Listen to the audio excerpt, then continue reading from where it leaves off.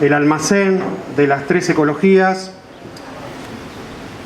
es uno de los espacios en donde bregamos por la lucha socioambiental desde un determinado lugar, haciéndonos carne del nombre Almacén de las Tres Ecologías, en donde el filósofo Félix Guattari de alguna manera describe en tres niveles, tanto en el de la naturaleza como en el de las relaciones sociales, como en el más complejo de abordar, que es el de la subjetividad creadora, que básicamente es la alienación del consumo. Es ahí último en donde nosotros hacemos pie en la lucha, mostrando en este espacio que existe la posibilidad de pensar que hay otro modo de producir, porque hay otro modo de distribuir, porque hay otro modo de consumir. Son tres organizaciones sociales que vienen sosteniendo este espacio mancomunadamente, sin ayuda de ningún orden estamental, y que sin embargo está cumpliendo 6 años. Este espacio está cumpliendo 6 años. La descripción del espacio la tenemos que hacer cada una y cada uno de nosotros cuando cada fin de semana nos acerquemos a sostener como parte de la lucha socioambiental, a través del consumo politizado, este tipo de espacios.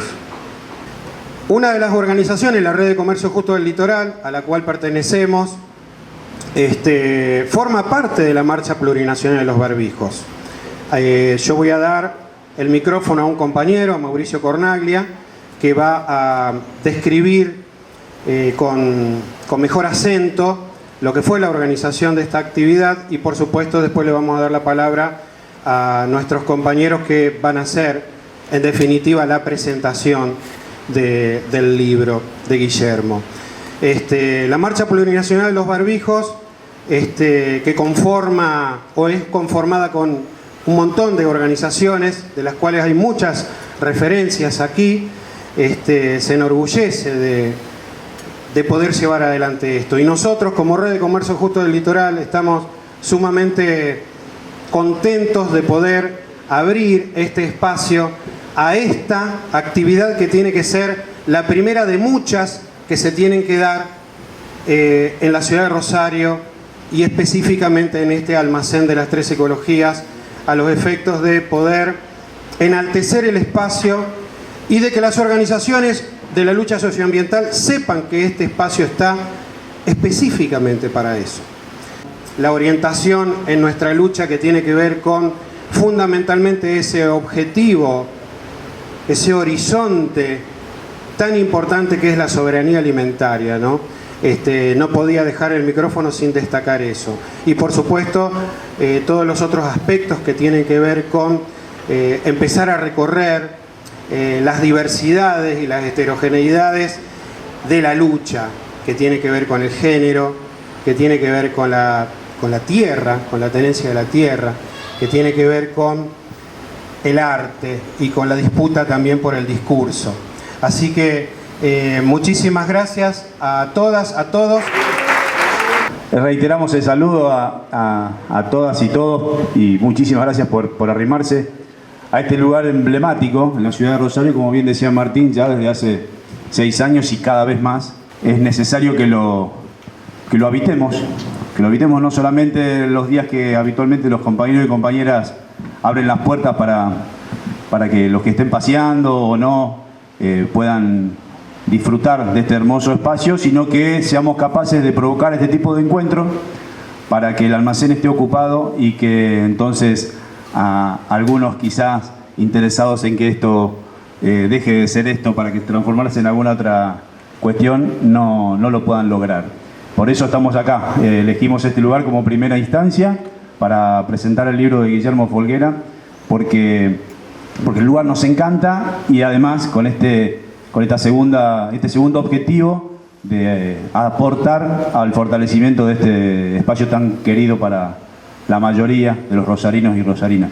Muchísimas gracias por estar, muchísimas gracias Guillermo, desde ya vamos el compañero Armando se ocupará de darle pie al invitado especial, pero muchas gracias a Guillermo porque, bueno, es por tercera vez que anda por aquí por Rosario en los últimos 2 años, y cada vez que le hemos propuesto algún tipo de encuentro, de actividad en la que él podía ser parte, no dudó un minuto, se puso a disposición. Y bueno, ya sabemos, los que lo han conocido y lo conocen a Guillermo saben de su predisposición y de la calidez, así que eso también debemos agradecerlo. Guillermo no vino solo, vino con Cecilia Gárgano, aunque ella no quería que la presentemos. Cecilia es una compañeraza, compañera de trabajo, de estudio de Guillermo y de un grupo maravilloso, y también está aquí. Tuvimos la suerte de también tenerla en alguna oportunidad en el Festival Internacional de Cine Ambiental, en la muestra itinerante que hacemos aquí en Rosario desde hace 4 o 5 años. Sexy acompaña a Guillermo en el día de hoy, también es investigadora de CONICET, entre muchas cosas. Y estamos agradeciendo, la parte mía es esta, la de los agradecimientos, y por supuesto desde ya al taller ecologista, sí, también al almacén de las 3 ecologías. Y hay un grupo de instituciones, de organizaciones que nos interesa puntualmente agradecer, porque hicieron mucho para que hoy podamos estar aquí y disfrutar de este encuentro, que de eso se trata, con Guillermo y su libro. Y tiene que ver con Taller Ecologista, como decía. También son compañeros y compañeras históricos acá de la ciudad de Rosario y de toda la región, y que nos han dado una mano muy grande. Son parte también, ellos y ellas, de la Marcha Plurinacional de los Barbijos. Pero también debemos agradecer a la Asociación Trabajadores del Estado, que han colaborado y mucho para que esto sea posible. AMSAFER Rosario, el gremio docente. También a CIPRUS y a todo ese colectivo. Quiero contarles algo rápido para aquellos que no lo conocen. No sé, Guillermo, si está al tanto. A partir del ecocidio que padecimos y seguimos padeciendo, pero todo lo que fue el año 2020 con el quema de los humedales, surgieron varios movimientos. Algunos movimientos fundamentalmente de pibes y pibas muy jóvenes, que nos da muchísimo gusto y placer poder ser parte de esos movimientos. Llámese la multisectorial por los humedales, pero también aquellos pibes y pibas que durante 33 días estuvieron acampando en la Plaza San Martín frente a la sede de Gobernación, autoconvocades por los humedales, así se hacen llamar los cumpas y las cumpas. Y también las quemas de los humedales generó o terminó en todo caso de definir que un grupo de sindicatos y de gremios se juntaran en lo que es hoy una realidad. Sindicatos por el Ambiente es un grupo entre los que se encuentran algunos que ya mencioné, ¿no? ATE, AMSAFE, COAT, que también ha colaborado mucho con esto, el Sindicato de Prensa, CIPRUS, La Bancaria, por supuesto, jaboneros, trabajadores municipales y ¿quién? Aceiteros, y creo que ya los nombré a todos. Hago hincapié en esto porque me parece que es de lo más importante que nos viene pasando en la ciudad de Rosario, al menos en estos últimos tiempos, ¿no? La aparición en la escena de movimientos de pibes y de pibas que no solamente se movilizaron porque les entraba humo por la ventana de su casa, como hicimos todos, y por supuesto que es grave, ha enfermado gente o ha deteriorado mucho más la salud de mucha gente ya afectada. Eso sí, pero estos pibes y estas pibas han empezado a problematizar mucho más la cuestión, no solamente quedarse con el problema del humo. Y desde un comienzo, cuando arrancaron con ese acampe, por ejemplo, en la Plaza San Martín, empezaron a convocar a organizaciones socioambientales, y entre esas la Marcha Plurinacional de los Barbijos, por ejemplo, entre muchísimas más, con la idea de articular, tejer redes, y que cada vez seamos más los que estemos pidiendo, reclamando, exigiendo y diseñando una vida distinta, claramente, ¿no? Porque esto es una porquería y lo tenemos que cambiar. Yo saludo eso y me parecía que era el momento propicio para hacer hincapié en esa cuestión, porque desde todos los colectivos, aquellos que venimos caminando de hace mucho tiempo, tenemos que ser lo suficientemente humildes y generosos para estar, para acompañar, para entender que solitos no vamos a solucionar nada, y me parece que allí está germinando algo muy, muy valioso. Así que muchísimas gracias a los sindicatos por el ambiente y a toda la muchachada, que hay algunos cumpas acá y cumpas allí afuera, de autoconvocades, y la multisectorial por los humedales. Dicho esto, yo le voy a pasar el micrófono a Armando Casinera. Y Armando Casinera, como trabajador de CONICET, delegado de ATE. Además, es una persona con la que Guillermo, o a la que Guillermo le tiene mucho afecto, o en todo caso se tienen mucho afecto entre los dos, y nos parecía que en un encuentro como este, que nace a partir del afecto, no nos interesa traer a este tipo de charlas a especialistas, a fenómenos que sin duda los hay y mucho en esta Argentina. No nos conformamos simplemente con eso. Queremos que sean esos, por supuesto, los que todos los días nos abren un poquito más la cabeza, pero además que sean cercanos en esto de los afectos y del cariño. Bueno, Guillermo es eso, y por eso nos parecía prudente invitar amigos de Guillermo para que estén compartiendo esta mesa con él antes de la charla propiamente de Guille. Por ahora nada más. Armando Casinera entonces hará su parte. Gracias. En primer lugar, y desde lo personal, quiero agradecer a los organizadores el haberme convocado a la presentación de este libro, que en primer lugar es de un valioso compañero y un querido amigo, y además referido a una temática que como trabajador del CONICET y como delegado sindical me tiene ocupado desde hace muchos años. Así que en ese sentido quería decir que escribir y presentar un libro sobre la ciencia y el poder en este momento, en esta coyuntura que está viviendo la humanidad, es sumamente oportuno. Un momento en que se hacen apelaciones a la ciencia, al enorme esfuerzo que hizo la ciencia para desarrollar una vacuna que termine con esta epidemia, pero donde fundamentalmente de los grandes medios de comunicación o incomunicación se está dejando de lado que la humanidad es en principio víctima de un modelo socioeconómico un sistema de saqueo que traspasa todos los límites que la naturaleza impone. Y además la humanidad ahora también es rehén de la industria farmacéutica, de los grandes laboratorios que se apropian del conocimiento para su propio beneficio. Y una vez más, como no podría ser de otra manera en este sistema, esta pandemia que ha generado muchas muertes, calamidades terribles para el mundo del trabajo, también genera negocios. Entonces, un libro que hable de estas cosas es sumamente oportuno. Yo no voy en principio prometí brevedad, digamos, en la exposición, porque obviamente el protagonista de esto es el autor del libro, ¿no?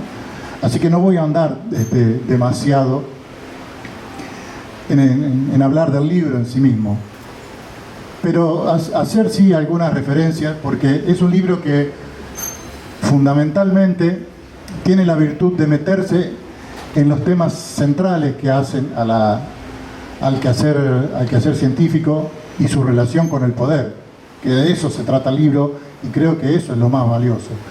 Y es un libro que se mete en todos esos aspectos y no cierra ninguna, abre un montón de interrogantes, pero no cierra ninguna discusión, sino que fundamentalmente abre un montón de discusiones. Y a mí, en lo personal, me pasó, al ir leyéndolo, en que, bueno, me traía a la memoria un montón de sucesos y cosas vividas a lo largo de estos años de trabajo dentro del sector de ciencia y técnica. Uno de esos aspectos que Guillermo menciona en el libro, para mencionar solamente alguno y en todo caso despertar algún tipo de interés en la lectura, es el para qué del trabajo científico.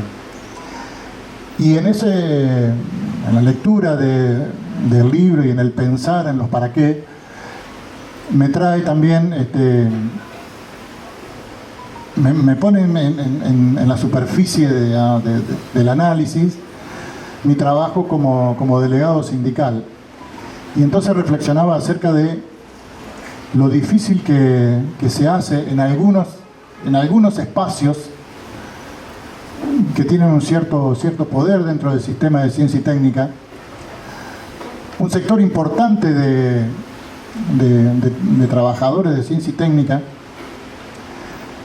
que uno recorre, discute, habla, lee incluso, y que a pesar de ser asalariados y de vivir del trabajo cotidiano no se consideran trabajadores.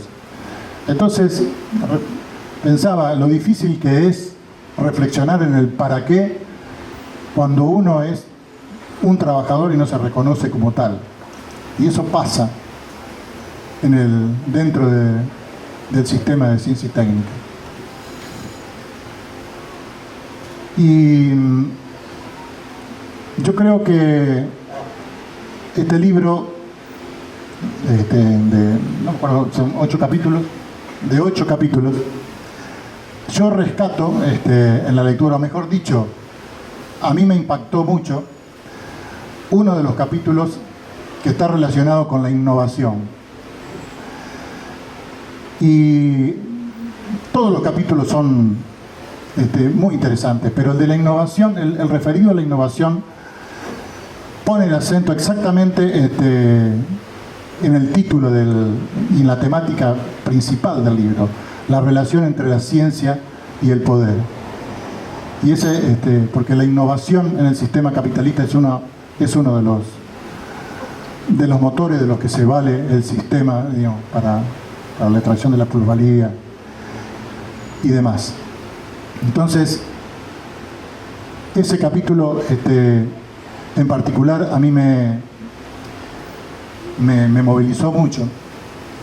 Pero como lector del libro, sobre el que no quiero ahondar mucho más, sino rescatar todos los interrogantes que abre y todas las discusiones que abre, que daría lugar para muchos libros más, que no sé si Guillermo va a escribir, pero seguramente a partir del libro de Guillermo se pueden abrir muchas puertas para que otros escriban.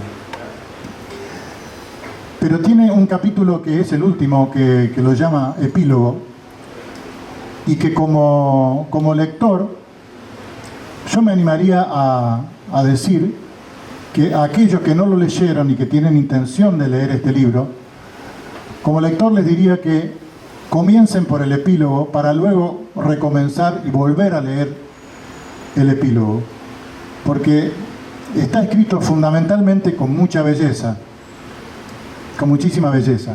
Entonces creo que vale la pena. Yo no sé si el autor está de acuerdo con eso, vamos a ver si se anima a refutarlo. Pero yo como lector me animo, porque, bueno, obviamente siempre la mirada del lector es distinta que la del autor, así que, bueno, me animo a decir eso. Y ya que estamos en Rosario y, bueno, en el tema de ciencia y poder, yo me traje algunas notas en relación al tema específico del libro. Es algo así como intentar escribirle, aunque sea una paginita para la segunda edición, ¿no? Apuntar algunas cosas específicas de qué pasa en Rosario en relación a este libro. ¿Qué tiene que aportar Rosario? O qué cosas hay en Rosario que tienen que ver directamente con la temática del libro. Bueno, en principio en Rosario hay más de 1000 trabajadores de CONICET, y a pesar de que el libro no está dirigido a los trabajadores de ciencia y técnica, bueno, al menos para los trabajadores de ciencia y técnica debería ser una temática para discutir. Entonces, empezando por eso, siguiendo porque hay una universidad muy importante que tiene mucho que decir sobre estos temas. Y sobre lo que mencionaban recién, sobre el tema de los humedales, y hablando de la universidad, es una universidad que desde lo institucional ha destinado presupuesto para enviar a compañeros técnicos, profesionales, a investigar las consecuencias de las quemas de los humedales. Pero no ha destacado a nadie para que investigue las causas. ¿En qué modelo económico están insertos estos humedales? ¿Cuál es la influencia que tiene, por ejemplo, la hidrovía sobre estos humedales? Una hidrovía que escuchaba hace un tiempo, entre las tantas cosas que hemos hecho durante la pandemia, de escuchar cuánto debate había sobre distintas cuestiones, una reflexión de un experto en hidrología de Paraguay, que decía con mucha razón que antes las vías navegables imponían un tipo de navegación, y ahora el tipo de navegación hace que se intervenga sobre los ríos para poder hacerlos navegables al tipo de navegación que conviene. Entonces la universidad no ha hecho nada de esto. Es más, institucionalmente sus programas de estudio reproducen todo esto. Por suerte hay, obviamente, dentro de la universidad y dentro del CONICET, voces que se alzan en contra de todo esto, gente que tiene actividades que no tienen nada que ver con el modelo. Bueno, estoy viendo allá en el fondo al compañero Damián Berseñasi, ¿no? Un ejemplo claro de esto. Pero mencionar, por ejemplo, a la Facultad de Agronomía, que no solo reproduce en su programa el modelo de agronegocios, sino que además, por lo menos hasta hace un par de años, hacía convenios con las multinacionales que nos envenenan con cláusula de confidencialidad. O sea que, nadie podía saber a qué iban, qué requerían de la Facultad de Agronomía toda esta gente. Bueno, y un aspecto importante de acá de Rosario y que está oculto casi, y que Guillermo lo menciona en su libro, es el Instituto de Agrotecnología de Rosario. Un instituto que funciona en el predio del CONICET y que seguramente hay algunos trabajadores del CONICET que van, los más jóvenes sobre todo, que van todos los días, bueno, al menos antes de la pandemia, van todos los días a ese predio y ni se preguntan qué es ese edificio blanco enorme que está al fondo del predio.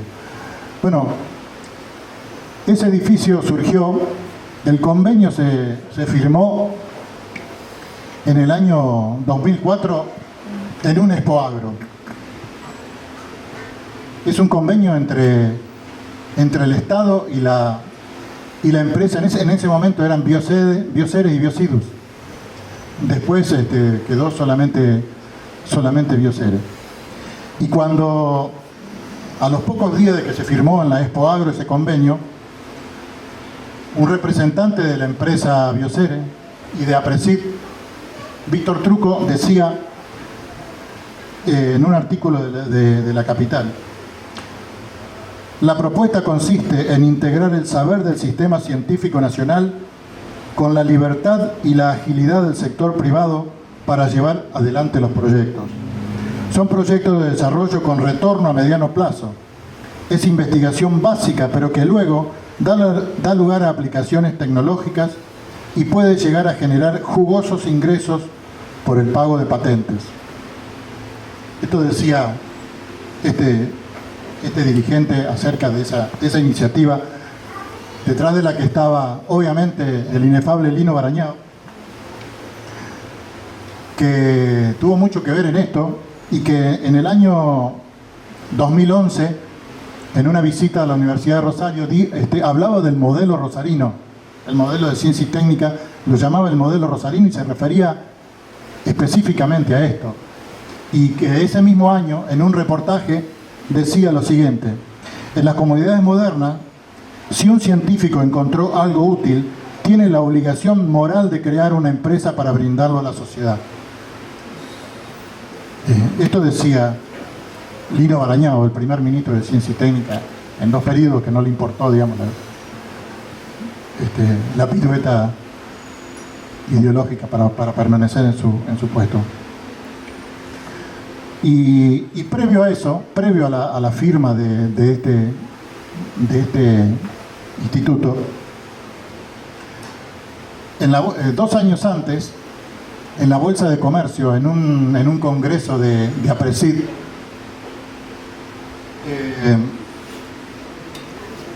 un mexicano, Juan Enríquez, decía: ¿dónde está el valor agregado de la agricultura? En la medida en que estemos empezando a hablar el idioma de la genética, estamos empezando a hablar el idioma más importante que ha generado el ser humano. Los que hablen el idioma de la informática y la biogenética serán los destinados a liderar los procesos de desarrollo y crecimiento, decía Juan Enríquez, especialista mexicano en la Universidad de Harvard, ante un auditorio repleto en el Congreso de APRESID. Ese mismo día, en el año 2002, se presentaba en sociedad una empresa destinada a la incubación de proyectos vinculados al desarrollo de agrobiotecnología, Bioceres. Sus acciones fueron vendidas entre 200 productores y empresas agropecuarias como pan caliente en escasas horas y hoy ya tienen patentes aprobadas. Bueno, con esta concepción se creó ese instituto que todavía está allí. Hasta el año 2030 tiene una concesión. Ya mencioné también a la Bolsa de Comercio como una institución rosarina que tiene mucho que ver en esto, y como todos sabemos, la Bolsa de Comercio de Rosario es la catedral del agronegocio y ha sido sede de numerosos eventos de ciencia y técnica, y no porque tenga un auditorio muy cómodo y lujoso, sino porque le interesa este tipo de cosas, empezando por los congresos de APRESID, la Asociación de Productores en Siembra Directa, que son uno de los pilares del modelo agrario pampeano. Los que son, digamos, son los que con su sistema de siembra directa son los que le han puesto fundamento a la agricultura permanente en nuestra región, con todo lo que eso significa, ¿no? Y los aquí presentes ya lo conocen. Pero también ha sido sede, por ejemplo, en el año 2009, con la apertura del propio Lino Barañao, que hablando de negocios no podría estar ausente, del primer foro del negocio global de la biotecnología. Eso se desarrolló en la Bolsa de Comercio de Rosario. Y ese mismo año, en el 2011, también se hizo un Mercosoja, con sede en la Bolsa de Comercio de Rosario. Y allí un ministro de Agricultura, el ministro de ese momento, Julián Domínguez, dijo una frase que, bueno, valdría la pena que en la segunda edición del libro figure. Dijo Julián Domínguez, en un artículo de La Capital, dice así: el funcionario se congració con la principal cadena agrícola y no dudó en declararse convencido de que ustedes están haciendo patria al cuidar la tierra de la futura generación. Bueno, eso saltando al año 2015, se hizo también allí, en la Bolsa de Comercio de Rosario, una actividad de 2 jornadas sobre bioeconomía. Bueno, la bioeconomía también tenía su lugar en el Ministerio de Ciencia y Técnica. Tal vez muchos sepan que es un proyecto a escala global para transformar la biomasa en productos transables, ya sea fármacos, materiales, plásticos, lo que sea. Y para eso, ese proyecto del poder económico mundial no es posible de llevar adelante sin el desarrollo de la biotecnología, de la ingeniería genética, de la nanotecnología, de la biología sintética. No es posible que el poder lleve adelante ese proyecto sin el desarrollo de esta disciplina. Y tampoco es posible que lo lleve adelante sin la manipulación y la apropiación de la vida y de la materia. Entonces, en ese sentido ya hay patentados procesos químicos, biológicos, todo lo que se le pueda ocurrir, y hasta elementos de la tabla periódica han sido privatizados. Ese evento tuvo lugar en la Bolsa de Comercio de Rosario, por supuesto con presencia de las autoridades provinciales, municipales, y el propio Lino Barañao cerró esa actividad. Y en esa actividad, con una compañera fuimos a repartir panfletos que elaboramos fundamentadamente para oponernos a esa cuestión. Y bueno, los patovicas de la bolsa nos ayudaron un poco a retirarnos de la puerta de la bolsa con amabilidad y convicción, que nos retirábamos de la puerta, porque ese era un espacio privado. Todos los que son de Rosario conocen que la Bolsa de Comercio, la entrada por calle Paraguay, se transita ahí libremente por esos espacios. Sin embargo, no se podía estar allí repartiendo panfletos.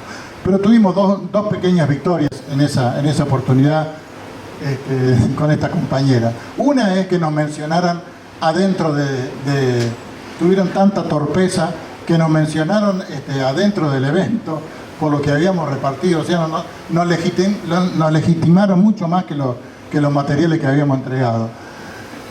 Y la segunda victoria que tuvimos fue que una persona que había sido enviada por una universidad privada de Buenos Aires, cuando leyó, estando dentro del auditorio, cuando leyó nuestro alegato en el panfleto, se levantó y se fue. Dejó el hotel que había contratado y dejó la actividad. Bueno, esos son dos logros que tuvimos en ese momento. Bueno, yo no voy a robar más tiempo porque ya fue demasiado. Así que para los que no leyeron el libro, los invito fervientemente a leerlo. Yo confieso que tengo que volver a leerlo porque por estas cuestiones de la pandemia todavía no me llegó en su versión de papel, porque vivo en Baigorria, no vengo habitualmente a Rosario por cuidarme, o sea que lo leí desde el PDF que está disponible. Y me debo una nueva lectura. Sobre todo recomiendo el epílogo, que está escrito con mucha belleza. Gracias. Ahí está. ¿Cómo andan?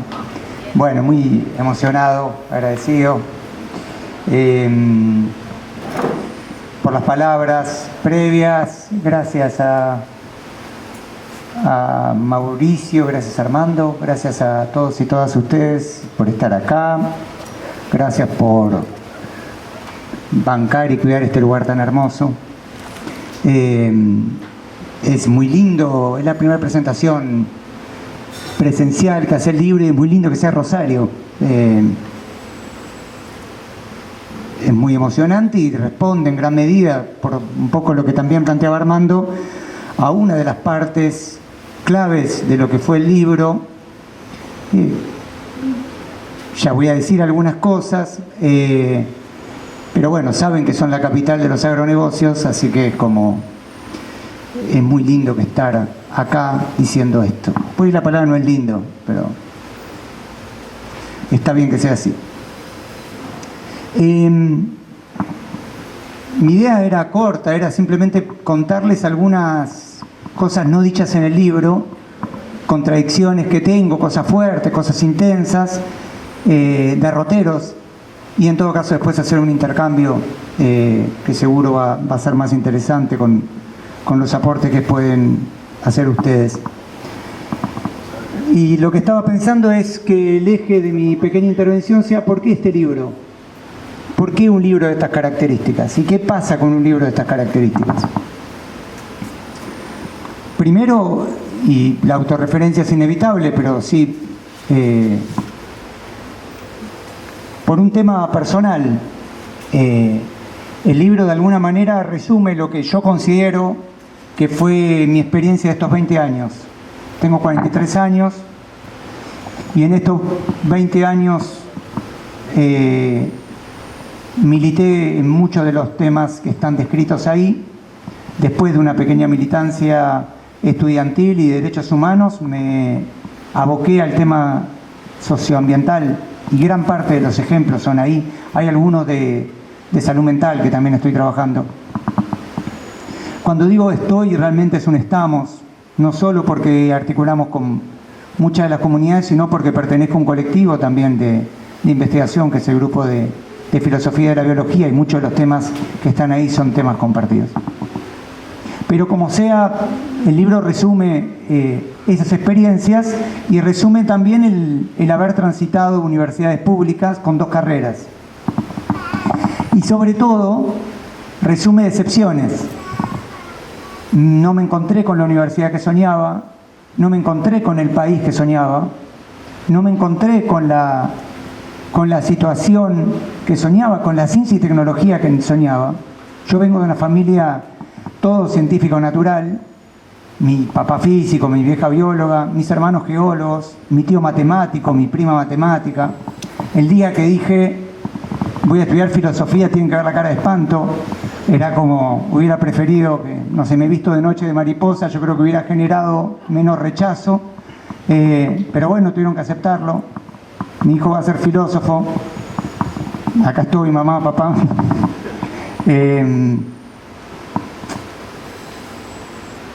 Y la decepción se hizo libro para compartirlas, las experiencias, y revisitarlas, repensar. Y para eso, lo que intento en el libro, yo no sé si me sale, pero, o si sale, dependerá mucho del lector y lectora, es conectar. Todo el tiempo intento conectar. Y eso hace que el libro, yo lo reconozco, sea algo rarísimo.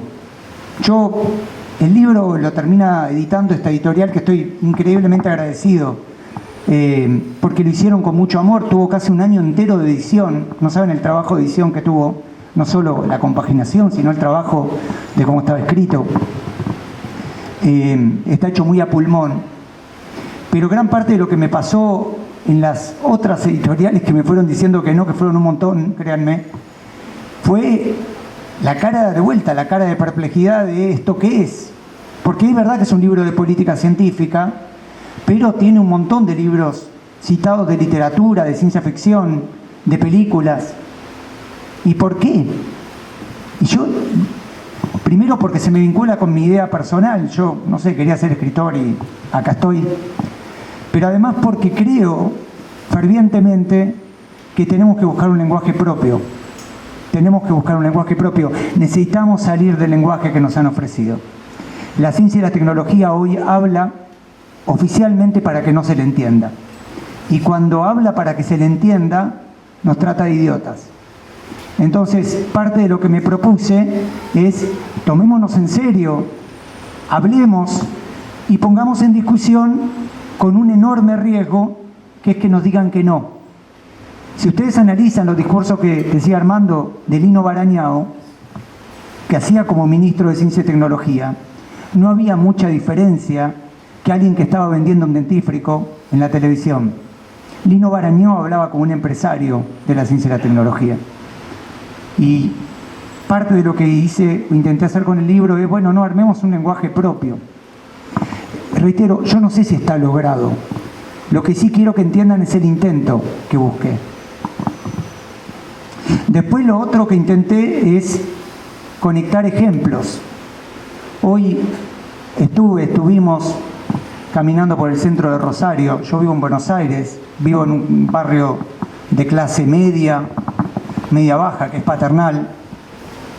De ahí las figuras de Papo y Maradona, nos deben ubicar. Y estoy acostumbrado a gente en la calle. Ahora, cada vez que vengo a Rosario, me impresiona más. Y parte de lo que me propuse y me propongo cotidianamente es conectar qué vínculo hay entre ese pibe que me quiere, ¿cuánto tenía? 8 años ayer, que me quería vender unas curitas, que estaba solo, con qué significa la bolsa de comercio, ¿Qué significa una universidad que tiene un predio privado en medio de la universidad pública? ¿Qué significa funcionarios que hablan como empresarios y empresarios que hablan como funcionarios? ¿Qué significa, más allá de Rosario, que ayer tuvimos que festejar que en Chubut retrocedían algo que querían aprobar en 24 horas, pero hoy amargarnos que llegaban los empresarios en el Chaco para instalar megafactoría de cerdo? ¿Qué significa todo eso en la vida cotidiana? Y entonces conectar me parece clave, y que no nos sigan tratando como que las cosas que nos pasan no tienen causas, como si, por ejemplo, la pandemia esta no tuviera nada que ver con las condiciones de vida que tenemos, o la forma en la cual no quieren vender vacunas parece que respondiera mucho más a gente que hace caridad que a gente que hace negocios, como si Pfizer no hubiera puesto sobre la mesa ciertos requisitos como los glaciares, o como si no supiéramos que AstraZeneca tiene como principal productor de principio activo uno de los 10 millonarios de Argentina, que es Hugo Sigman, y que si miran el derrotero de Hugo Sigman, básicamente hizo negocio con el Estado. Y entonces me parece fundamental conectar y desconectar, y el libro intenta eso, conectar para entender, conectar. Y el libro, en ese sentido, cuando lo empecé a escribir y después cuando avanzó, me pensé en 4 tipos de personas, horrible la palabra tipos ahí, 4 trayectorias. Uno, personas que le interesaran la ciencia y la tecnología. Otro, personas que la enseñaran, docentes de primario, media, universidad, que por algún motivo enseñaran ciencia. Yo trabajo hace 20 años como docente y me parece una tarea tan hermosa como difícil, y me parecía clave ponerme en contacto con docentes que hagan su vida cotidiana enseñando ciencias, tanto naturales como sociales. Otro, en función de lo que también planteaba Armando, por eso me genera una profunda alegría, ternura, que esté él acá, personas de la comunidad científica y tecnológica, personas profesionales, que ¿dónde están en este contexto? ¿Dónde están? Y no me refiero solo a Lino Barañao, me refiero a personas que tienen mucha mejor prensa, áreas que tienen mejor prensa. ¿Dónde están en este contexto? ¿Dónde está, por ejemplo, la bioética en este contexto?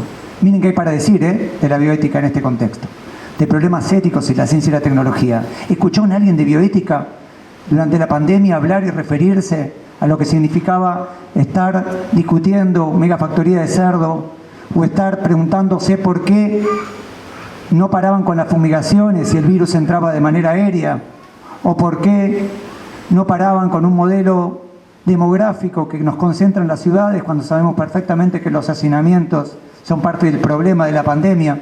Bueno, nadie de bioética hablaba.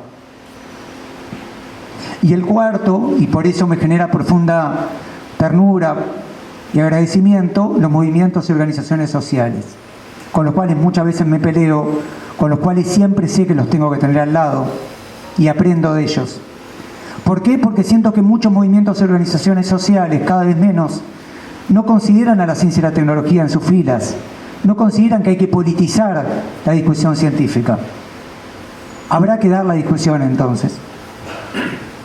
Fue a ellos y a ellas en gran medida a los cuales dirigí este libro, recontra ambicioso, recontra ambicioso. También busqué y pensé que había que repensar la realidad, y había que pensar y repensar la ciencia y la tecnología.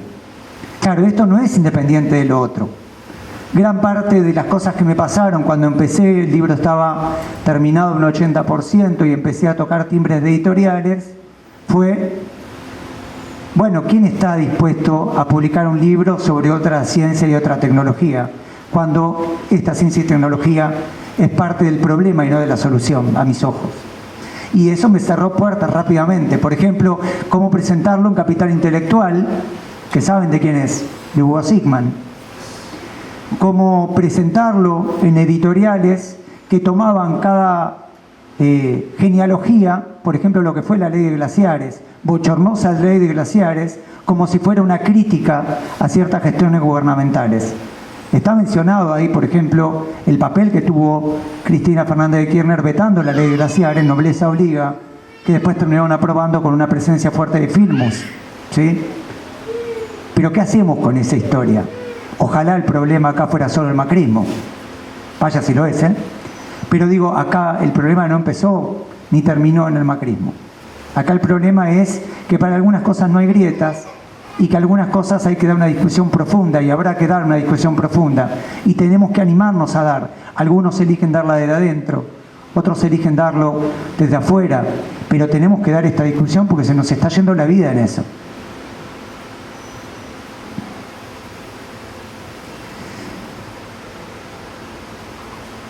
También comprender que la discusión es una discusión ética y política, pero no personal. Recibí llamadas estos días, a partir de cosas que digo en el libro, diciéndome, mencionás a fulano, y fulano es una buena persona. Yo no tengo duda que fulano es una buena persona, y encima fulano, buena persona, debe evaluar informes míos de CONICET, ¿sí?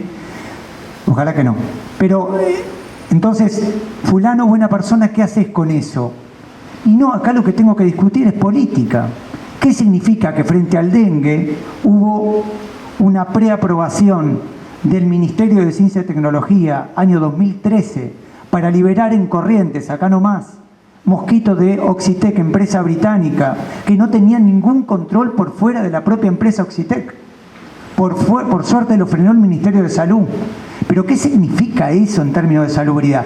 ¿Qué significa que cuando discutimos daño de abejas, los estudios que hace y que aprueba SENASA son dados por la propia Bayer, ¿sí? Y que cuando le entrevisto al funcionario responsable del área de agrotóxicos me responde, y nosotros confiamos en la ética empresarial? Y cuando le digo, sí, pero el problema es que Bayer quiere que le apruebe su producto, me responde sin reírse, es que todos tenemos nuestros intereses. ¿Cómo no dar una discusión seria en ese sentido? ¿Qué significa que Elianigla, que reitero, tengo un montón de personas cercanas y merece mi profundo respeto, haya sido denunciado legalmente por la Asamblea Hachal No Se Toca y que estemos esperando un juicio que involucra al ex ministro de Minería, a los ex funcionarios de Medio Ambiente y al ex director de Elianigla como persona responsable por haber aplicado criterios que no favorecían el cuidado del medio ambiente y de la salud de esas comunidades? ¿Cómo nos interpela como comunidad? Lo que todo significa, y con esto voy terminando, que de alguna manera motoriza el libro, y lo resumiría así, es que no quiero silencios. Y se han encargado hoy por hoy que las ciencias y las tecnologías hoy actúen mucho más silenciando a las comunidades que abriendo el juego. Lo que intento con el libro es abramos el juego. Necesitamos a las comunidades discutiendo ciencia y tecnología. Necesitamos que esos ignorantes que están en territorio, así llamados puertas adentro por parte de la comunidad científica, den su percepción de lo que está pasando. Necesitamos la experiencia de las comunidades, porque sabemos perfectamente que las comunidades saben cosas de lo que están pasando en el campo y que independientemente que nos arrinconen y nos digan, ¿vos estás seguro que el cáncer que tiene esa población, esa que están en las fotos acá afuera, viene del glifosato o de cualquiera de los tóxicos? La respuesta sea, no me importa. No me importa, no te tengo que estar demostrando nada. Frenen esta locura porque sabemos que el veneno envenena y en todo caso después veremos qué tóxicos y en qué medida se pueden usar. Necesitamos no comunidades que estén viendo qué agujero tapan. El Chaco, la provincia más empobrecida de Argentina en los últimos años, hoy está tratando de que no le pongan 3 megafactorías de cerdo. El Chaco que viene de sequía, el Chaco que está con pandemia, el Chaco que está con agrotóxicos. Ese Chaco necesita, hoy está en la calle pidiendo con comi criollos que no le pongan megafactorías. Es una locura. Y tenemos funcionarios que en nombre de la ciencia y la tecnología callen a las comunidades. El libro fue escrito para eso. Les agradezco mucho, quedo a disposición y de nuevo gracias. Gracias.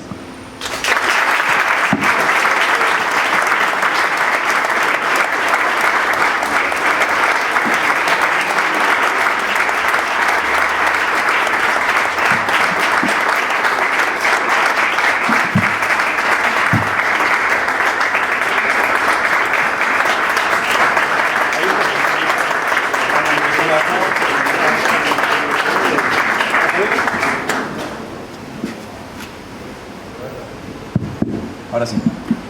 ¿Se escucha? Sí. Bueno, gracias Guillermo otra vez. Un lujo como siempre, los que estamos acostumbrados a revisarlo casi todos los días a Guillermo, es un lujo escucharlo ahora aquí con nosotros. Queda abierto el micrófono entonces, porque esa es la idea de Guillermo fundamentalmente.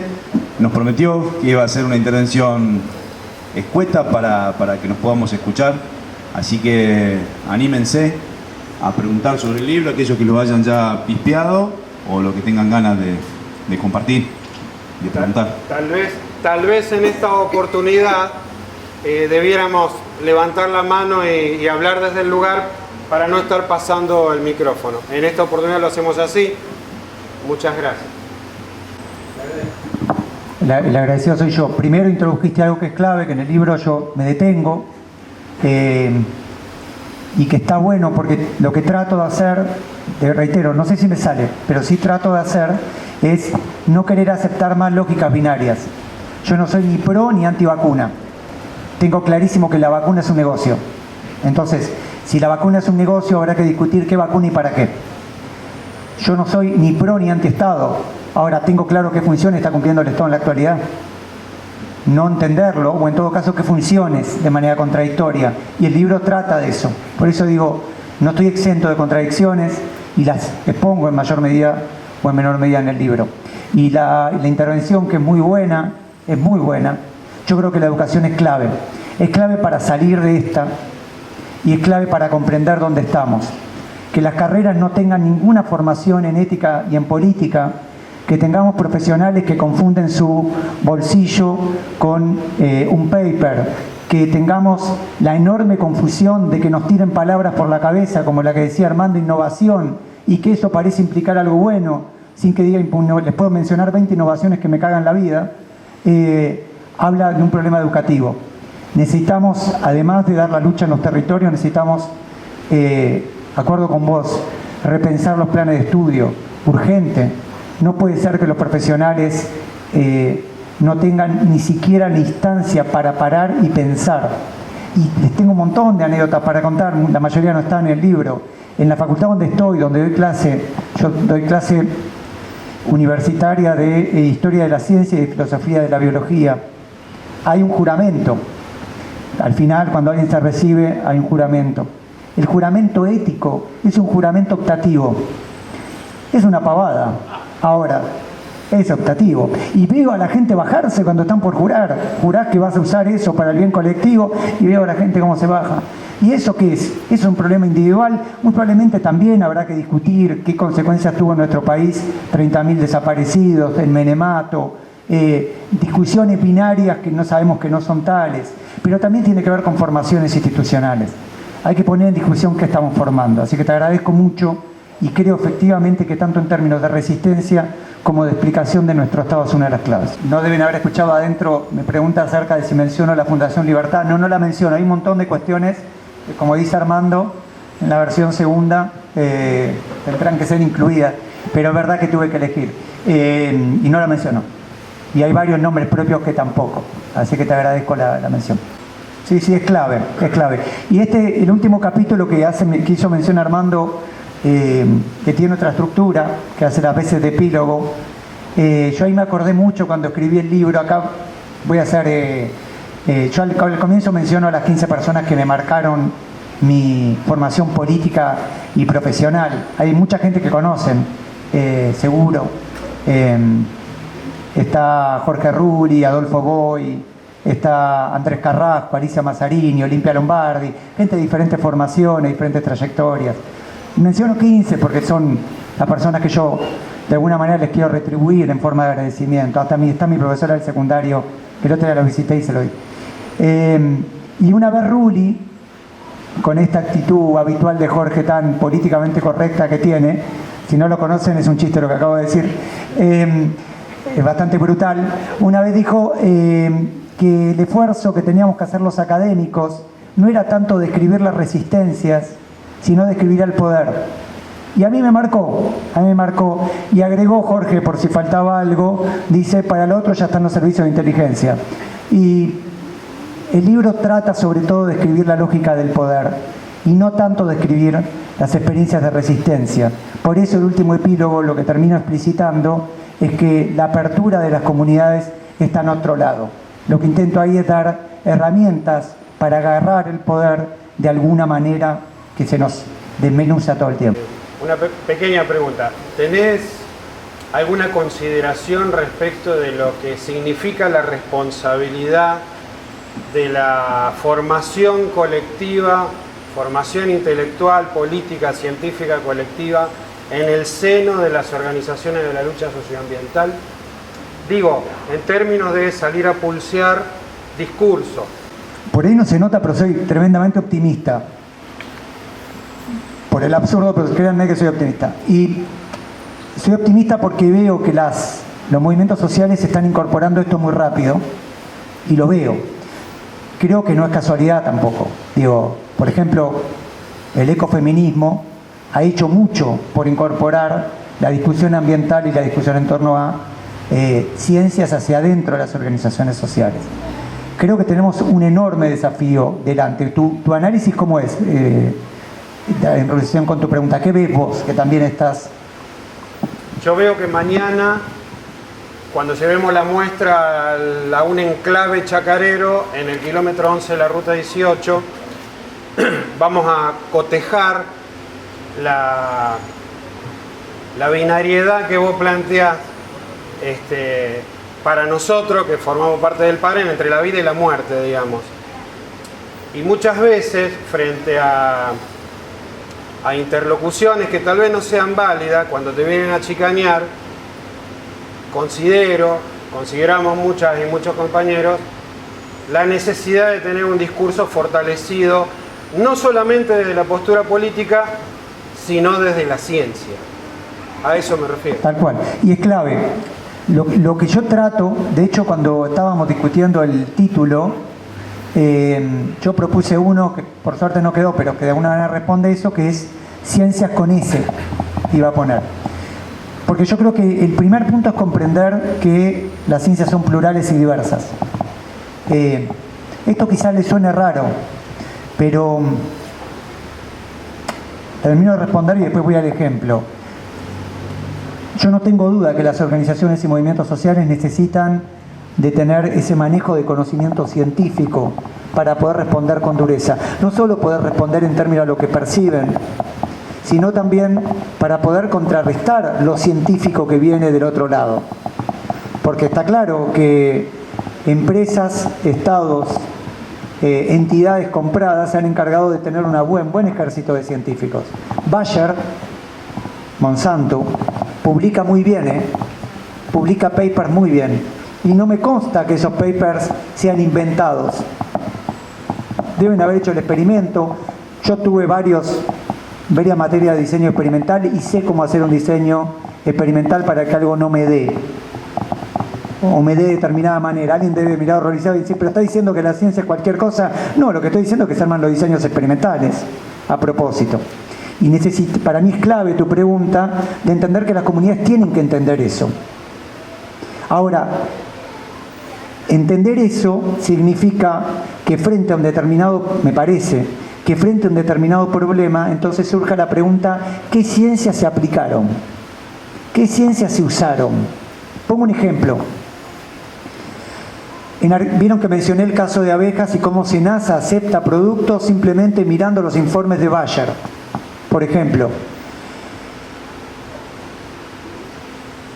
Pero junto con eso, que yo no tengo duda que SENASA y este grupo está absolutamente comprado, junto con eso, parte de lo que a mí me tocó estudiar fue qué criterios tomaba Bayer y Senasa para aprobar determinados productos.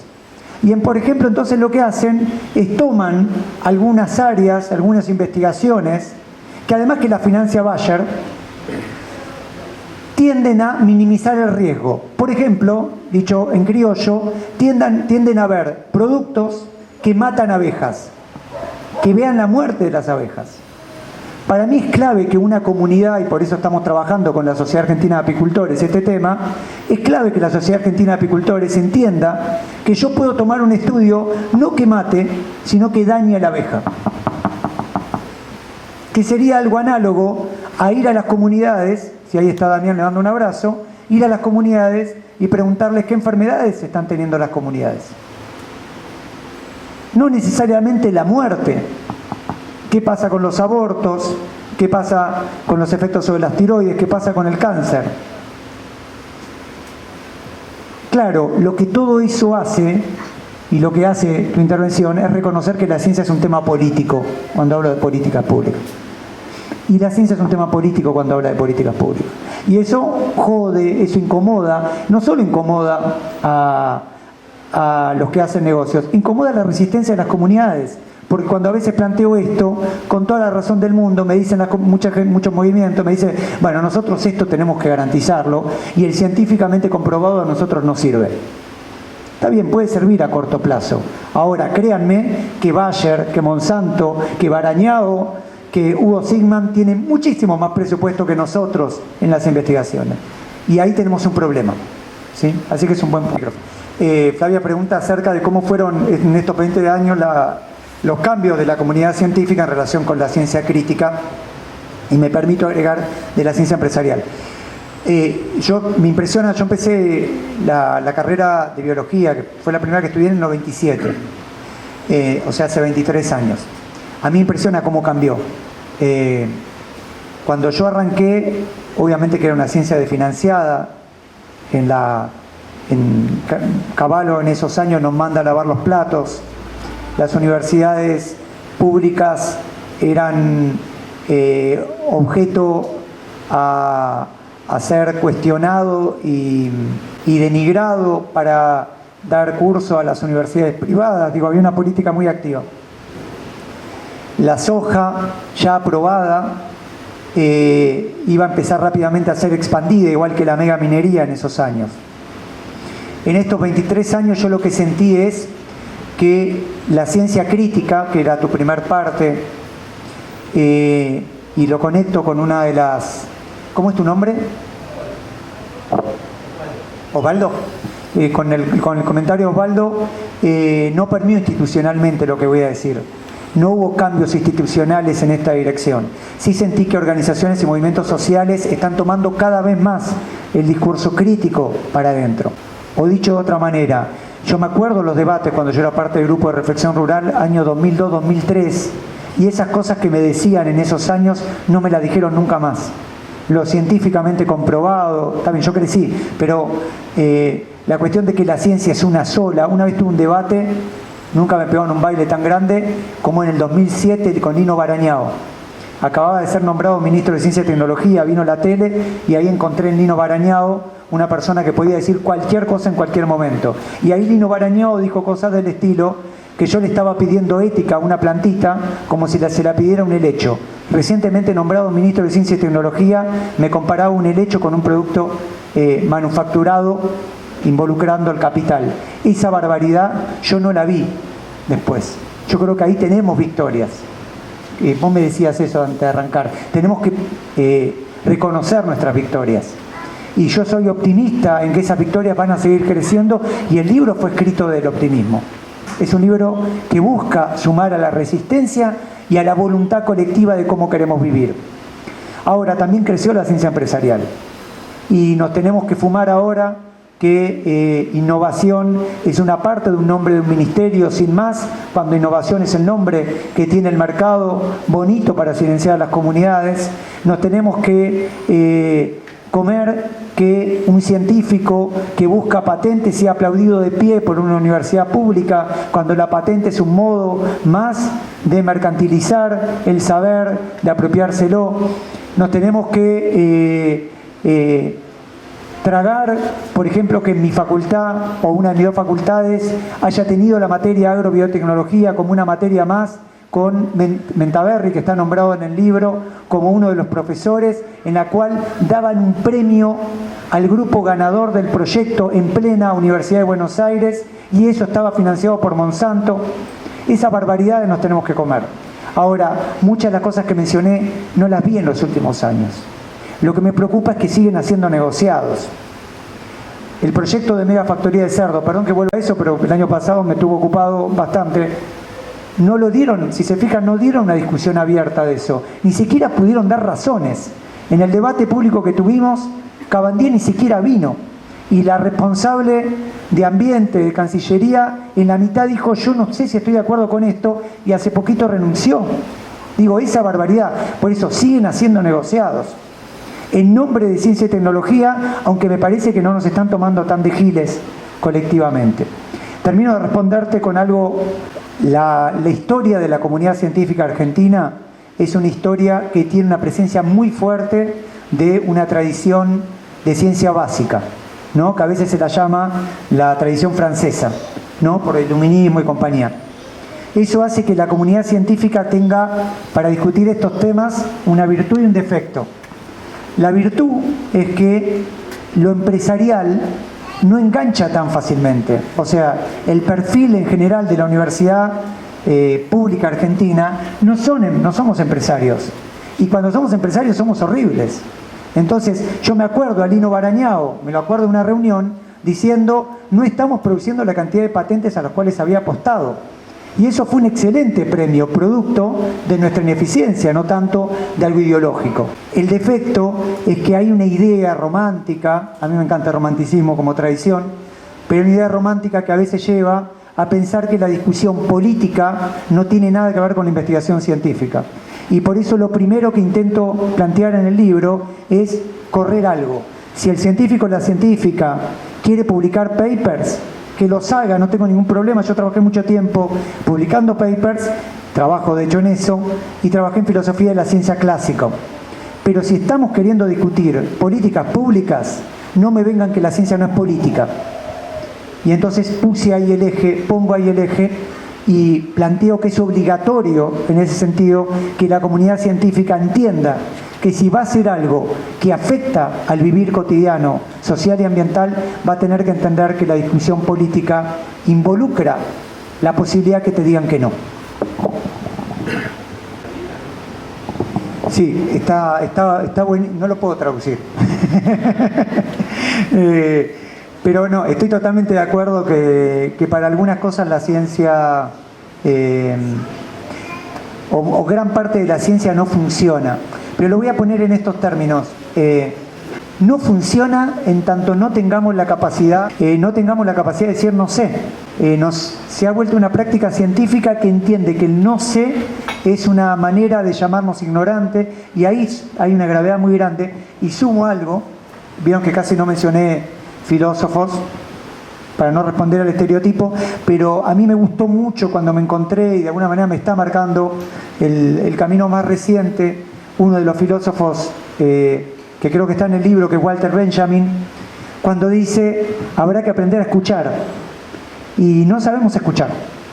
No sabemos escuchar. Nos enseñan a hablar, pero muy raramente a escuchar. No sabemos a decir no sé, tendemos a completar, tendemos a creer que lo simple y lo simplificado son cosas equivalentes. Tendemos a pensar que algo indeterminado es producto de nuestra ignorancia, y no producto de que la naturaleza puede ser estocástica, y eso efectivamente es un desafío grande.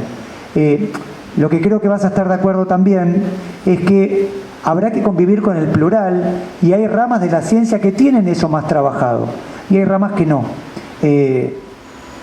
Claro, lo que estoy diciendo es bonito, lo que estoy diciendo es difícil, lo que estoy diciendo a veces llama más incomodidades que respuestas, pero estoy de acuerdo que es uno de los puntos a involucrar claves. ¿Sí?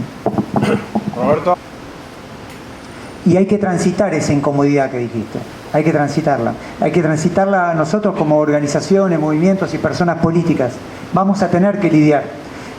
Pongo un ejemplo y ahora voy a agregar algo de lo que planteás. en estos meses me llamaba un montón de gente, bueno, ¿qué opinás de las vacunas? Entonces yo me veía en conversaciones privadas hablar de las vacunas. Y yo mientras tanto estaba hablando con gente de medicina, teniendo que dar una respuesta a gente cercana, en muchos casos personas de riesgo, claro, y mi respuesta era siempre insatisfactoria, porque era, no tengo duda que la vacuna es un negocio, no tengo duda que han acelerado todo lo más posible, no tengo duda que están poniendo sobre la mesa negocio. Ahora, tampoco es cierto que la vacuna no tiene evidencia, ni tampoco es cierto que no hay un virus. No quiero caer en la simplificación, porque ahí estaríamos efectivamente diciendo algo que no es, y además pegándonos un tiro en el pie. No nos sirve eso. Y transitar la incomodidad es un problema. Y entonces me permite lo que estás diciendo a aclarar algo que yo a veces planteo, que espero que no sea mal comprendido si no me dicen, obviamente, y que también se conecta con la intervención anterior. Yo confío en que las comunidades, que los movimientos, que las organizaciones tengan a la discusión científica hacia adentro, ¿no? Y esto que también planteaba Martín, pero que no crean que los problemas que pasan son problemas científicos. No es un problema científico el de los agrotóxicos. El tema es que la ciencia tiene cosas, o las ciencias tienen cosas para decir, pero no es un problema científico, es un problema de salud de las comunidades. No es un problema científico el de cómo cuidamos el agua. No es un problema, independientemente que el IANIGLA tuvo que poner un criterio, no es un problema científico, es un problema de salud y ambiente. No es un problema científico el del dengue. La ciencia tendrá su percepción y su caracterización. Y acá, así como golpeo hacia adentro, hago extensiva, después de haber trabajado un año entero con abogados y abogadas ambientalistas de este país que admiro, y hay muchos de esta provincia que admiro, ¿no? Valeria Berros, Quique Viale, Marco Filardi, Rafael Colombo, ¿no? Un montón de gente que ustedes conocen. Tampoco son temas legales. Y eso también lo quiero plantear claro. Yo entiendo que las comunidades hagan lo que puedan frente a la avanzada de los agronegocios, por ejemplo. Y entiendo que el tema legal es clave. Y entiendo que la ley de humedales se tiene que aprobar ya.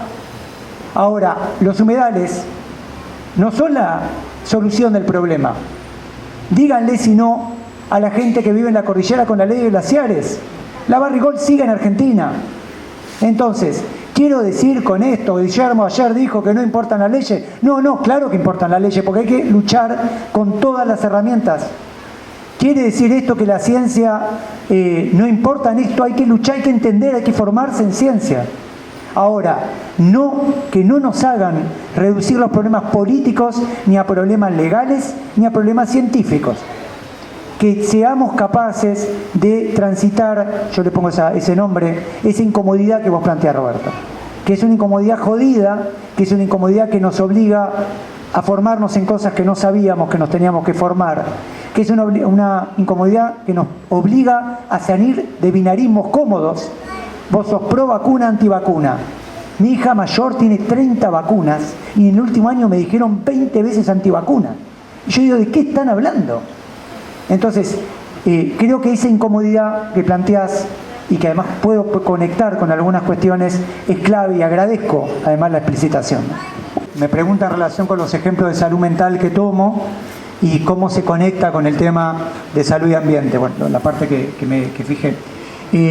Para mí el estudio de salud mental fue clave en la investigación. Fue muy importante la visita a Buenos Aires que hizo Sandra Caponi. Sandra Caponi es una investigadora, filósofa de la salud mental y de la psiquiatría. Ella es rosarina de origen, justamente, y vive actualmente en Brasil, en Florianópolis. Y fue clave para comprender que era muy parecido con cosas que yo estaba trabajando. Cuando uno, por ejemplo, en particular yo hice investigaciones en relación, por ejemplo, con el trastorno de déficit de atención e hiperactividad, ¿no? Cuando uno empieza a analizar eso y se da cuenta que gran parte de lo que empieza a pasar son niños y niñas que no prestan atención en la escuela, a los ojos del docente o de las autoridades. Y uno ve que rápidamente eso se patologiza, rápidamente, sin que medie sin más un estudio o una visita a un neurocientífico, un neuropsiquiatra, un psiquiatra.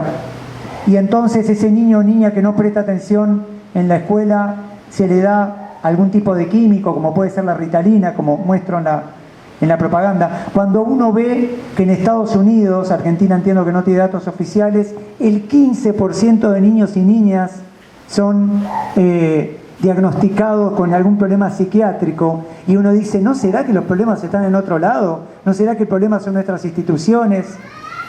¿No será que los problemas son nuestras sociedades? Y ahí empecé como a conectar, y ahí voy a la segunda parte.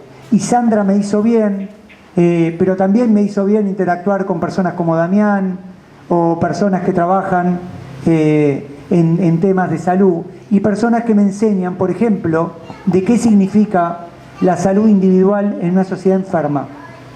Digo, ¿cómo puedo guardar sanidad mental con la escena que les comenté ayer del niño y niña?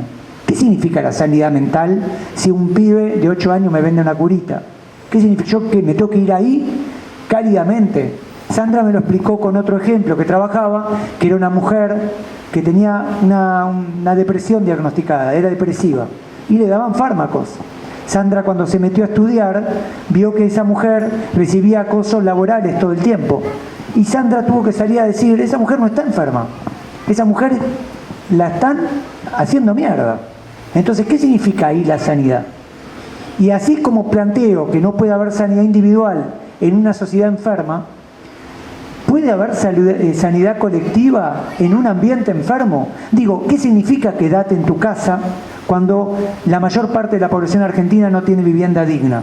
¿Qué significa lavate las manos cuando todos nuestros cuerpos de agua en el país están contaminados? Y el Estado no solo no hace nada para prevenirlo, el Estado ni siquiera se encarga de sistematizar eso de manera clara. Y tienen que ir las propias comunidades a hacer una vaquita, y tienen que convocar a un hidrogeólogo del culo del mundo para que diga efectivamente esta agua está contaminada.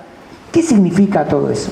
Y entonces a mí eso, la sanidad mental, me dio lugar a la interioridad, la conexión con lo colectivo, el vínculo entre lo mental y lo corporal, y el vínculo con esto que es tan duro, que no puede haber sanidad individual, comunidad y ambiental sin que esas cosas estén relacionadas. Entonces para mí fue un elemento clave, fundamental.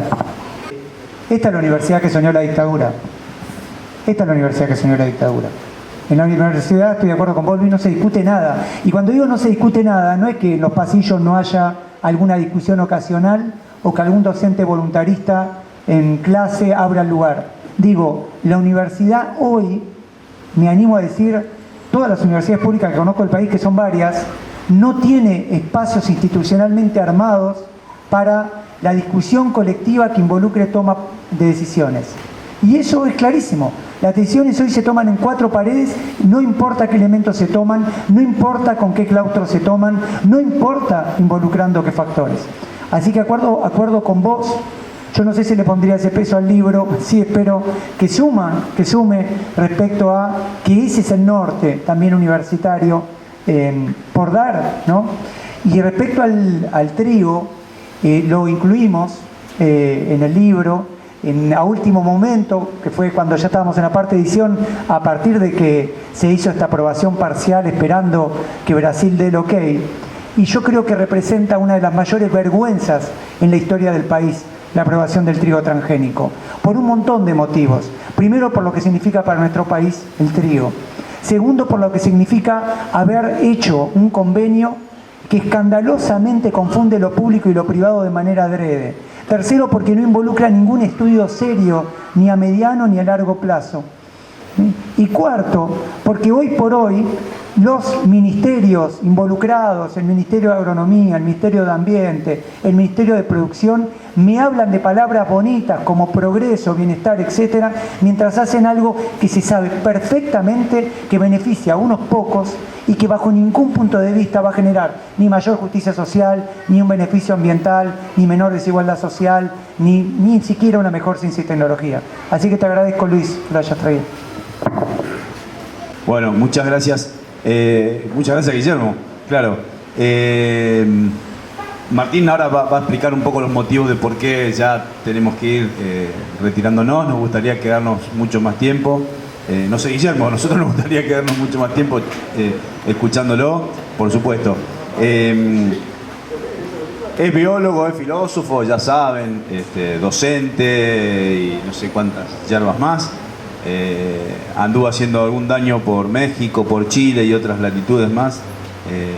Y gracias a todo ese recorrido, me imagino, todo ese recorrido estará también en el libro y en todo caso ahora viene a enriquecernos a todos nosotros y todas nosotras. Es una herramienta fundamental, una más, que se suma a las muchas herramientas que un grupo de tipitos y tipitas en estos últimos años nos vienen aportando, y lo miro a Damián como una referencia, pero entre muchos y muchas, ¿no?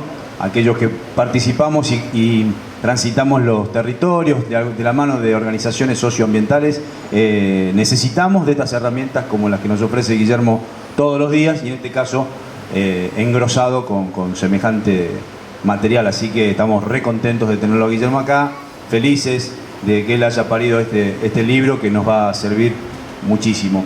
El tipo es todo eso, pero fundamentalmente es un tejedor de redes, y me parece que eso es lo que celebramos, en mi caso, o en nuestro caso, es lo que más celebramos, ¿no? Porque es lo que más necesitamos.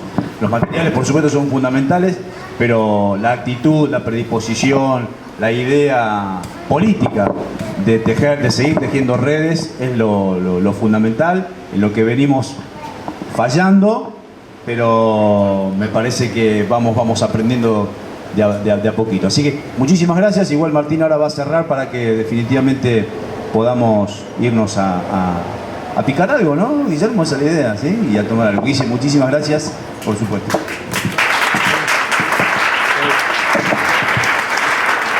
En principio, una pequeña salvedad que viene al caso, además para que los dos compañeros que están aquí, que hicieron la exposición, al menos se vayan con esta anécdota a comentar. Porque se habló del trigo y la Red de Comercio Justo del Litoral es productora de trigo a través de Granja La Carolina, un espacio que defendemos con mi compañera Cecilia, que a su vez trabajamos con una agrupación estudiantil de la Facultad de Ciencias Agrarias, que está, cito, en la localidad de Zavalla, que son Segunda Fuerza, el GEA, y que en una forma asociativa logramos llevar adelante una experiencia en un periurbano en el marco de la lucha de los periurbanos con respecto a las ordenanzas que no se adecuan a las leyes provinciales, etcétera, etcétera. Esa comuna había generado una tasa ecológica a lo Suiza, que nunca fue abonada a los dueños de la tierra, que los dueños de la tierra son mini rentistas que no les interesa la agroecología. Bueno, una composición de obstáculos generales que hizo que la experiencia caducara. No tenemos más la tierra para poder producir, a pesar de que pudimos cosechar en el marco de una encarnizada lucha y debate, porque en octubre del año pasado se aprueba el HB4, nosotros le decimos así, que además trae aparejado como paquete tecnológico ni más ni menos que el glufosinato de amonio, que los científicos acá presentes sabrán que es la prima bonita del glifo, de Capitán Glifo. Por eso es tan importante que nosotras y nosotros, desde la lucha socioambiental, y no solamente por la harina que pueda pertenecer en la experiencia a la Red de Comercio Justo del Litoral, sino muchas otras producciones, y no solamente de trigo, sino vinos, fruta, los condimentos de nuestras comunidades diaguitas allá en el norte, en Cachi, que producen en determinados nichos de producción donde la disputa no solamente es por la ciencia, hoy acá estamos hablando de la disputa por la ciencia, sino por la tierra y por el agua, tan básico como eso. Esas son las comunidades que hoy nos están proponiendo otra manera de producir. Y nosotros hoy, desde la lucha socioambiental, tenemos que afianzar esa propuesta de que existe otro modo de producir a través de la responsabilidad que implica organizar colectivamente un consumo, mucho más desde el seno de la lucha socioambiental. Entonces, queríamos decirle eso, primero para que se vayan sabiendo que existió una experiencia. Levantamos la cosecha en diciembre, magrísima, menos de 10 quintales por hectárea, porque encima nos morfamos la sequía, pero vamos a seguir y vamos a sacar de la galera el espacio, porque vamos a salir a pelear el territorio para ver en qué lugar vamos a poder sembrar una semilla, para que, metafóricamente hablando, se perpetúen las experiencias de esta característica. Podríamos nombrar un montón de otras experiencias que gracias a Dios podemos defender en la política de economía solidaria de la Red de Comercio Justo del Litoral. Pero específicamente quisimos nombrar el tema del trigo, porque hay trigos no transgénicos, debemos buscarlos y debemos consumir las experiencias agroecológicas. Eso por un lado. Por otro lado, en las disputas políticas que hacemos, la disputa que hacemos en la ciencia, quedó muy claro que no estamos negando ciencia, sino que estamos disputándola, como estamos disputando el discurso. En esa disputa no podemos romper los protocolos en la cara de los funcionarios y hacer lo que nos pinte, porque ponemos en juego la política de un lugar. O sea, básicamente es la explicación por la cual tendríamos que ir cerrando la actividad, que la logramos negociar de 19 horas a 21 horas. Es un compromiso de carácter político y es una construcción colectiva que, además de las organizaciones sociales que aquí componen el espacio, contamos con todas y todos ustedes. Entonces, desde ya, muy agradecidos estamos todas las compañeras y compañeros de la Red de Comercio Justo del Litoral, junto con Cooperativa Encuentro, que conformamos este almacén en las 3 ecologías, de puertas abiertas para cualquier actividad que podamos converger en una agenda común para la lucha socioambiental. Le tenemos que dar un cierre. Este fue el modo de hacerlo, tuvimos que explicarlo de esta manera. En esa disputa está el cumplimiento de los protocolos. Por lo tanto, bueno, yo creo que con un gran aplauso a ambos, porque tu exposición fue interesantísima también, la de Guillermo. El libro, vieron que es de una editorial chica, de hecho es un taller escuela, es la editorial. Con lo cual habría, yo creo que 2 formas o 3. Una es la que seguro pueden hacer, que es o me escriben a mí o le escriben a Mauricio o a la persona que quieran, y hay un formulario que completar y se les envía. Y creo que el libro sale... creo que 300 pesos cobran el envío a cualquier lugar del país. Esa es una, que entiendo que llega en buenas condiciones y en tiempo más o menos razonable. Eso ya está montado.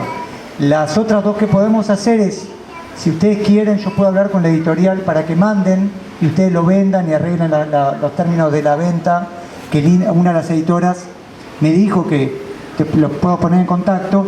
Y tercero, hablar con alguna librería de Rosario. Directamente, y que se encargue de la librería. Yo pongo a disposición directamente la plata del libro, va directo a la editorial, porque la editorial, para mí, a mí me emocionó mucho cómo lo hicieron. Fueron 3 editores que estuvieron trabajando un año en el proyecto. Está muy bien editado el libro, no solo la configuración, está muy bien armado. Yo no escribo también, a eso voy. Entonces, y con lo cual el acuerdo que hubo con las personas editoriales es que se iban a cobrar ese año una vez con la venta de los libros, con lo cual les aclaro eso, de la plata no va a mí, yo estoy feliz con que difunda, y va directamente a estas personas que trabajaron gratis durante un año, ¿sí?